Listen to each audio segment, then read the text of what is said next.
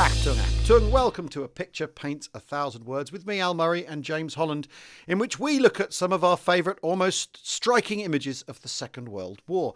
And James, what have you got for us today? Well, I've got a P-51D Mustang, which I've argued in the past is the most decisive aircraft ever built. It's not the greatest aircraft ever built, but which aircraft probably had the most impact? You have to have one that I think came out in the Second World War, and I think this did have a vast impact, because what this aircraft could do was it could go all the way to Berlin and beyond and back again. Yeah. And that meant that heavy bombers could be escorted deep into the Third Reich, which meant they could hammer not only the capital during daylight, but also Luftwaffe aircraft factories and other factories beside. And that was a major turning point. They realised this in between the summer and the end of 1943. It was a time of crisis. It was a crisis for the Luftwaffe. It was a crisis for the Allied bombers as well, and the Allied bombing strategy. And this turned it all around on its head at the very beginning of 1944. And it helped ensure that the Allies had control of the airspace over the whole of northwest Europe, which meant that D-Day could happen, because without it couldn't.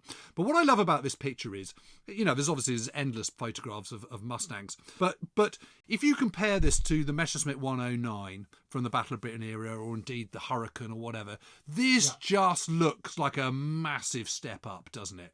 It was actually designed in the early part of 1940, in 117 days. Absolutely incredible achievement by North American, who were a really, really small aircraft manufacturing company.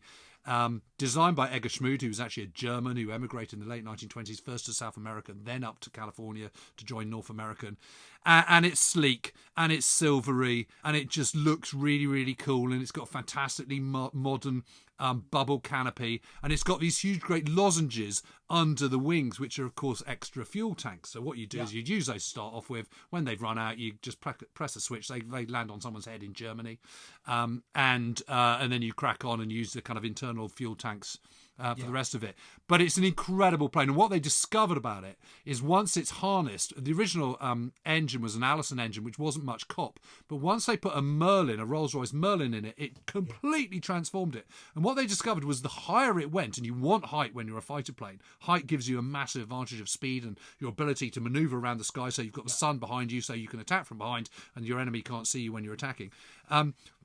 That the higher it went, the faster it went, and the more fuel efficient it went. And so by the time it was at 35,000 feet, it was flying at around kind of 440 miles an hour, something like that, which is really quick. And it's about 70 miles an hour faster than the next fastest German plane at that point, which was the Focke-Wulf 190, at that height. And that was a massive game changer. It was incredibly maneuverable. It was very light to fly. It was a beautifully comfortable. It had a heated cockpit and all the rest of it. And this is from the 4th Fighter Group. And as far as I'm concerned, the 4th Fighter Group, which had its origins in the Eagle Squadrons in the RAF, volunteers, American volunteers who came over, formed into the Eagle Squadrons in 1941. They were then developed into the 4th Fighter Group. For me, they are tops. They are the top American fighter unit of the war. And here they are in their silver Mustangs, planes that they all absolutely loved and which they absolutely earned the right to fight with them. I love that this is in colour too, and it almost looks as though it's flying into battle with a flagpole attached. I mean, is it a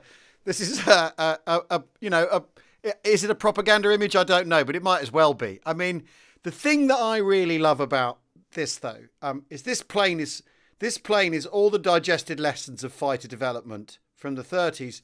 And so this plane's from the 1940s rather than the 30s, like the Spitfire and the Messerschmitt 109 and the Focke-Wulf FW109, which is it's the thing that marks it out for me is the rear undercarriage, that it folds away.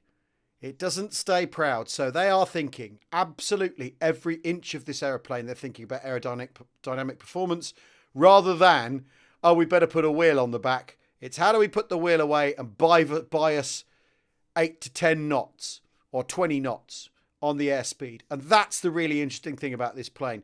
It looks from the next generation, and it looks like the last piston, basically looks like what it is, the last piston plane really before you go jet is what it looks like. Yeah, and the other thing about it is that it's got this incredibly high wing load. It's got these small wings, but it has stability on it, which can cause real problems when you're on the ground. Yeah, because you have the amazing torque from the propeller, but you haven't got the kind of wings to control it.